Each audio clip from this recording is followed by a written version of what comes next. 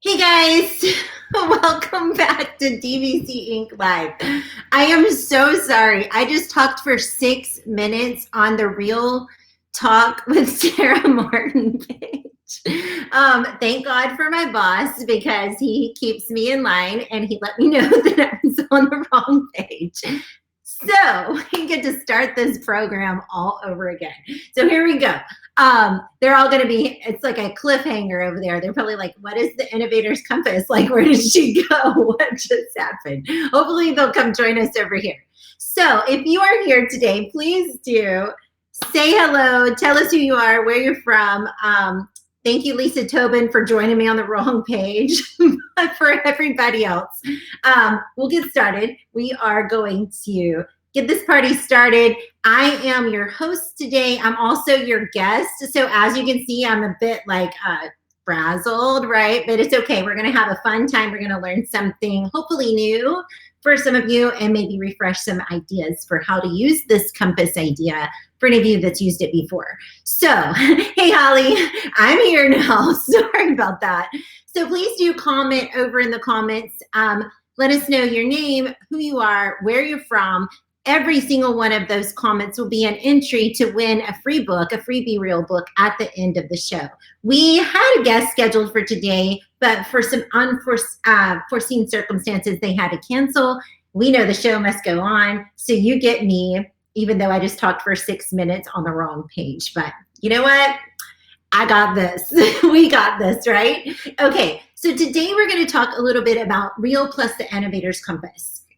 Real plus the Innovators Compass is an idea that I got from a lady named Ella Ben-Ur. If you do not follow her on Twitter, please do, at Ella Ben-Ur. It's like the only Ella Ben-Ur, I think, out there. So please do follow her. She also has a website, theinnovatorscompass.org, where you can learn more ideas for how to use the compass and questioning. Thanks, Ollie. Yeah, I do keep it real pretty often. How you can use the compass for questioning when it comes to like Genius Hour projects, or when it comes to kids doing these projects and they get stuck. It's a way of asking questions in a way that helps kids get unstuck. I love the idea so much that I asked her, I was like, girl, this is the most fantastic idea. I want to use it for building relationships with others. I would love it if I could change the questions, but keep the idea of the compass. And she's like, most definitely. So of course, I always shout her out at the bottom of my resources, which I will share on a link. I also share there how to get in touch with her and the other sorts of resources with using an Innovators Compass. Today we're going to talk about Real plus the Innovators Compass. And you might say, well, what is Real anyway? Real is being relatable, exposing a little vulnerability, approachable, and learning through life. So each of these strategies that are in the Be Real book, always keep that in mind. They keep that human in mind behind the tech, that human in mind on the other side of the table, that human in mind on the other side of that desk when I'm standing and lecturing, or just always making sure that I'm showing myself relatable, exposing a little vulnerability, showing myself approachable, and showing myself learning through life along this journey too, and empowering those that I serve to do that as well. So this strategy is no different than any other strategy listed in the Be Real book. It is a real strategy. It follows that acronym. So are y'all ready to get started? Thanks, Dave, for keeping me on task. I was literally just talking on the Be Real page. I'm so sorry about that. But we're here now and we're ready to learn. All right, so what we'll do is I'm going to walk you through each piece of the compass. I'm also over in the comments going to put the link to the website page that walks you through all of this in detail with PDFs, with all the images I'm going to share with you today are also free there. You can download them and use them yourself. So everything I'm going to teach you today is also on my website if you decide to replicate this and use it with people in your learning setting. All right, so we're going to start in the middle of the compass, and I'm going to go through these. We're not going to actually do it, but I'm going to go through each one of the questions, and I'm going to tell you what I learned from the students that I did this with, or the coaches that I did this with, or the administrators that I did this with. And at first, when I implemented this, I implemented it as an administrator. I was an administrator of instructional coaches, and I really wanted to get to know them better. So in this 25, 30-minute activity. I learned so many things about them that I could help better serve them and help them to reach their goals. Then I later started using it with students, a whole classroom of students. I would walk them through this process. And then I would pick up their piece of copy paper and I would read it because they would fold it up like a compass. And I would learn so many cool things about them. So on my website, you'll see other ways that you could implement this. But for today, we're just going to go through all the questions. Okay, I'm going to pull off a piece of paper too, just to show you. At first, when I'm doing this with people, I always have them take a piece of paper and just fold it like 4 in 4s and draw a circle in the middle. And we literally use this as our compass. So this just like copy paper I pass out, and they all just have one, and they have a pencil or something to write with, and they answer the questions. So we're gonna get started. With the compass, you always start in the middle. And the middle question is all about who you serve. So the first question is, who do you serve? And this is what I ask my learners. Who do you serve, personally or professionally? That piece is really important because personally or professionally means either way, I want to know who are those people that you value. Sometimes for kids, they don't understand serve. It doesn't make sense to them. So I tell them, like, who do you value? Who means something to you? And so they write them down as quickly as they can. I always time this activity. So I time each question for 90 seconds. I know it's kind of weird, but the truth is the human brain, there's brain science behind this, because the human brain will list a bunch of things if it's spontaneous. But if they have any moment to analyze or think about it, then they stop listing it. They will like overthink it and they will decide not to write it down. So for 90 seconds, they quickly write as many people as they can. So if I were doing this with you, who would you serve? Who can you think of that you serve? You can make these in the comments too. We can go through these together. And you can write some things over in the comments if you want. Some of the questions might be exposing vulnerability, and you're like, no, I'm not going to share that. But who do we serve? We serve our families. We serve, you could just list a lot of people, our communities, our students, our teachers, our staff, our parents. So we allow them to list for 90 seconds. Who do you serve? That's the middle of the compass. That's where we start. And so after they list that, we don't share anything right away. We just go right on to the next quadrant of the compass, which is in the bottom left-hand corner. I'll pull up that one and we'll go through that question. So the next question is, what's your current reality? Now, this is a question where people get a little deep. Thank you, Melissa, for sharing. She said serves her husband, her kids, my parents, our teachers. That's what we're looking for. We're looking for people that mean something to these people. And you might say, like with the first question, you might say, well, why would I want to know that about the people that I serve? Well, it's really important. First of all, I learned right off the bat, every single one of my coaches, I learned their kids' names. And so it was really great that I could just right off the bat ask them, like, how's Sally? I saw that, I saw a post on Facebook the other day. I was just checking on her. And I knew the kids' names, and something about calling your relatives' names, that means something to people. Same with kids. You learn right away who means something to them. And that's just a great way to start a conversation, and also to let them know that you care about who they care about.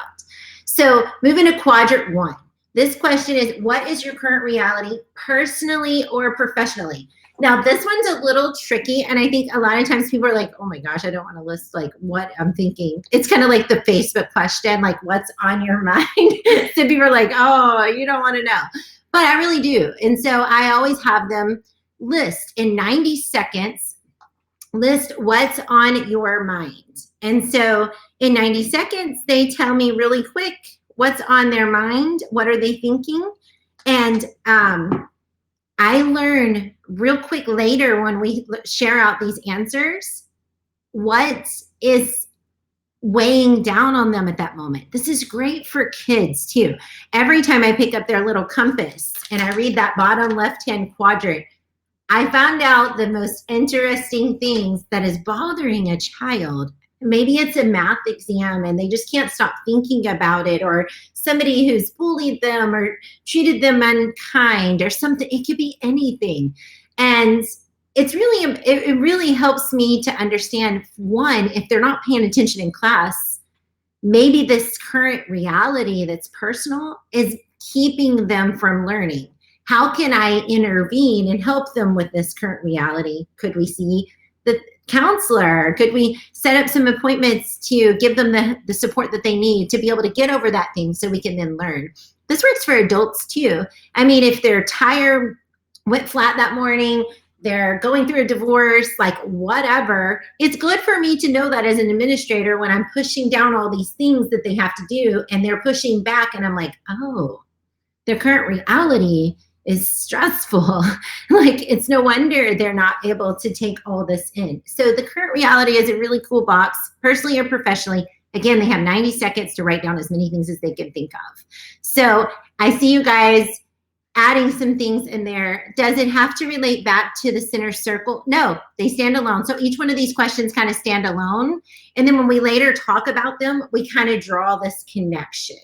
So the good question, Melissa, she said, does everything have to relate back to the center circle or does it stand alone? They all stand alone. So it's really good. What is your current reality? You're just spouting off everything you're thinking about right now. Like for me, it's I have 5 more emails to get out before 4 o'clock. like I'm thinking about a lot of different things, personally and professionally, and I would just list them down. Like all those things, these goals that I'm working on, personally, professionally, my workout goals, anything I can think of. And so current reality. So the next quadrant up, which would be, so we started in the center, then we moved down to the bottom left-hand square. Now we're gonna move up in the left-hand square. So we're gonna move up, and that one is one of my favorite questions. I love this one, and I love the responses from this one, but it's, how do you know you just rocked the day? Why would I want to ask my people this? Why? Because I want to know what has to be in place to make them feel successful. And if they're having an off day, because let's be honest, we're humans and we have crappy days sometimes. I want to know if it's, for me, like as an administrator, when I served the coaches, I would say, like, if it was Starbucks coffee and they were having a super crappy day, well, if I could get out of that office, I was getting out of that office and bringing them a Starbucks coffee just to hopefully cheer them up. If it's your student and you know that they need words of affirmation, they say words of affirmation really makes, like when you tell me I'm amazing, that makes me feel good. I need to know that, because if I know that, I'm going to implement that as much as possible to make them feel successful. So each one of these questions gives me a little more insight about the human that I'm teaching behind that desk and how I can better help them to be successful in my position as either the teacher, the administrator, the facilitator of the workshop, whatever it is that I do. How do you know you just rock the day? So maybe if you want to answer that question, this is a fun one to answer out loud and live. This would be a fun one. For me, I have to get up and get my coffee. I like to read every single morning, write in my journal, and do my workout. And if I can do those things, I feel like pretty successful, like pretty set up to have a successful day. I also, you can ask Dave Burgess, he was over here earlier. I like to have some validation. I love it when he gives me specific feedback, even if it's critical. I love learning. So I want to know that. I want to know, like, you liked this, you didn't like this, tell me exactly why so I can fix it. Like, that's important to me. So I love tracking my goals on my watch. I track my sleep. I track my calories burned. I track my macros. Like, I am ridiculous, but I love those kinds of things. If those things are in place and I can check off things on my list, I'm feeling pretty successful. So what is it that makes you feel successful? Love it. Holly and I are on the same page. And Dave says similar. He likes to win the morning. If you win the morning, I feel like you're just set up to do better. And even if the day goes to crap, you're just like, oh, well, I had a really good morning. I mean, at least we can count that as a win. All right. So once I get these answers, remember, I still don't allow them to share yet. I'm just taking 90 seconds, allowing them to write down as much as they can. And once we get the compass complete, we start to share. And I'll show you how that works too. So let's go to the next quadrant. I do love this question too. It is called, oh, sorry, got too many. Got too many, just need one. The next quadrant is quadrant 3, so it's kind of up into to the right of the compass. And this one is, what are your big dreams, personally or professionally? This is fun, and I always tell my participants, if it's students or adults, this is like the sky is the limit. Name everything you could possibly. Jump on in, Stephen. We are working through Real Plus the Innovators Compass. There's actually a link that'll show you how to do this, but right now we're on quadrant 3. So you can just kind of answer these questions with us, and I'll tell you a little bit how to use the compass at the end. So we are on, what are your big dreams, personally and or professionally? What is something you've yet to accomplish that you really want to? It can be the littlest thing or the biggest thing. It doesn't matter. So write them down over in the comments if you want. Share them out. And yeah, I think it's just a great idea to learn more about our learners. What is it that they want to do? What is it they want to accomplish? I've learned so much from people asking kids this. Like, some of them want to be YouTube stars. Most of them want to be YouTube stars, let's be honest. And so if I know that, in my lesson, I can just make sure that there's an outlet for them to be able to practice some of those skills, if that's a possibility. Some of my coaches, one of the things I learned from the coaches that I served is the instructional coaches, one of them wanted to adopt kids. And I thought that was just a really cool thing to learn about them. They already had kids. They wanted to adopt some too. And yeah, just interesting little things like that. One of them wanted to skydive. I knew they were pretty adventurous, or at least deep down. So I figured they weren't going to give me a lot of slack when it came to doing stuff outside of the box if they're really excited about skydiving. So things like that I could learn from those that I serve. Anyways, I see some cool things over here. Retiring in Kona in about 5 years. Fantastic. Hey, that's where Dave is at right now. Love it. Oh, Lisa Tobin has done this. When I was on the other show, I had to move over to this page. We were talking about this, but Lisa Tobin has actually done the compass with her high schoolers. So if you actually want to ask her later about this, you can check with her. But when she asked this question, she had her kids tell them stuff that no one has. Oh, she had kids tell her that no one's ever asked them this before. Y'all, we should know. We should have kids dreaming big, because we don't want to. And in high school, it's like they stop dreaming at that time for some reason. Like, maybe they feel like some of their dreams have been squashed, or they feel like money is a limiter. But I think we should still be thinking big, dreaming big. So this is a great way to learn more about your learners and what are their big dreams? What are some things that they want to accomplish? And then we move. Remember, 90 seconds. Give them 90 seconds to write that down. I'm giving you like 2 minutes of talking here. Then we move to the last question, which is the last one. What will you cannonball in and try in the next week, month, year, 5 years? You can use any kind of time limit on that, but you want them to try to set something out. What is it that you're going to cannonball in and try? And I always try to put one that's short. So like next week. And then what is something you want to cannonball in and try this next semester? So for us, like today, why don't you think of something you want to cannonball in and try in the fall? What is something you're thinking about? And you're like, ooh, I want to try that. But then you could think big, like, what is something I want to cannonball in and try to set some goals toward one of my big dreams that I haven't yet ever set goals for? You can go anywhere you want to, personally and professionally, when you come to answering these questions. So, Stephen, you have some great dreams. You need to do that.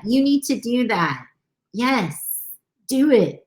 You need some help? I know how to pass that admin test when it comes to Kansas anyway. have a extensive study guide. I don't know if it's the same one. So yeah, very eye-opening. This is a very cool activity. So once you get all the quadrants filled out, remember, this is a compass. And we just walked through all of the different questions. So we started in the middle, then we asked the first question, then the second, then the third, then the fourth. We gave our participants, our learners, 90 seconds to answer them. And remember, they're just writing them down on a piece of paper. So we had them take a piece of paper, fold it like a compass, draw a circle in the middle, and write as many things as they could in 90 seconds. And now that they've all gotten written down, we allow them some time to share. Now, when I did this with my instructional coaches as an administrator, I was doing it like their goals meeting. So of course they just shared with me one-on-one, and they kind of just started explaining, like, I wrote this down because this is kind of, right now, this is my current reality. I'm stressed out. My mom is very ill, and this and that. And I'm learning all these things about them. And I'm like, wow, it's no wonder. Like, I've been putting so much on you, and you're not ready to take all this in. Learning some things about those that we serve helps. And these are very real things, right? It shows me relatable, exposing a little vulnerability, approachable, and learning through life, but it allows them also to show those things to me as their facilitator, their teacher, their learner. And so we just walk through all of the things. And if you're working with a group, I love putting kids together in groups of 4. And so they can share together. So everybody shares their answer to number 1. Everybody shares their answer to number 2. This works with adults as well. Think about the culture you're building in your classroom when I start to learn your current reality. The thing about it is, a kid can choose not to share something that they wrote down. I always allow that as a choice. That compass is for you. And innovators never stay the same. So we want to later revisit this compass, and hopefully our current reality doesn't look anything like our current reality a month ago. Hopefully the things we were once worried about, we're not worried about at all because we've overcome it. We're good now. And hopefully some of those dreams were crossing off, and the thing we were going to can them all in and try the very next week, we now know it either flopped or it went really well. But an innovator's compass, innovators are always changing. They're always growing. They're always learning. And that's what Real Plus the Innovator's Compass is.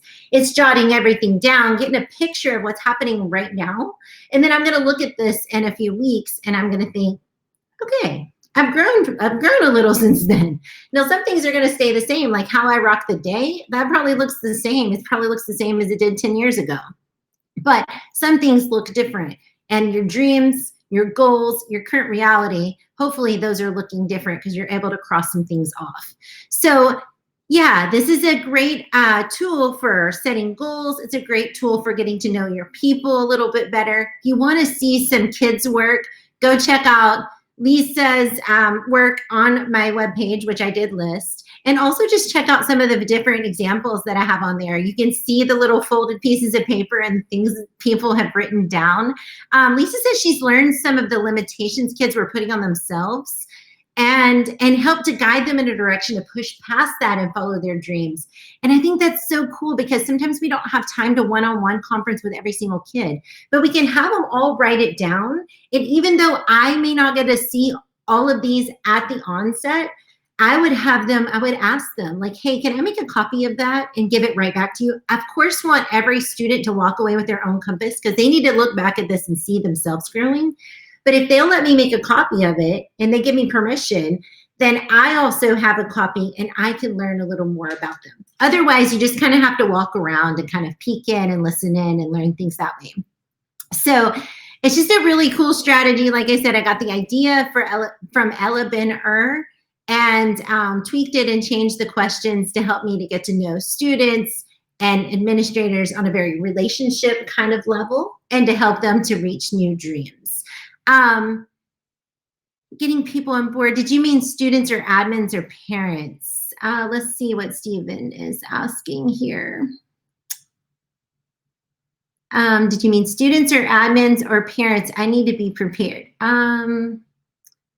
Let's see. I've done this. It's difficult to get everyone on board, but it has a huge impact. Oh, I don't know. Let's see what he said. Okay, here we go. I did it with Google and their phone giving me YouTube video, trying to get them to understand. Okay, he did it like with tech. So I do kind of recommend to do it with a piece of paper. It's a little easier to write it all down. Plus, people just will write stuff down that's more personal than typing it in. I will say, too, that one of the things that I found with people is just allowing them to share or not share. But most of them want to share because they want me to know more about them, right? But sometimes they have the option just to keep their compass for themselves and not share it with me. And I think that's a really cool option. And when you name it at the onset, it really relieves the pressure of, like, if I write something down, then I'm going to have to share it with her. This is more about personal growth too, and so I want them to take that compass. I want them to go chase those dreams. I want them to see them written down on their refrigerator and chasing the next thing that they could do better, or seeing themselves overcome those current realities. It's really important to me. So, Real Plus Innovators Compass, there you have it. Any questions? That was really long, sorry. I feel like it's a really cool tool. I do know that a lot of times I have to tell people, trust the process. We're going to do 90 seconds for each piece.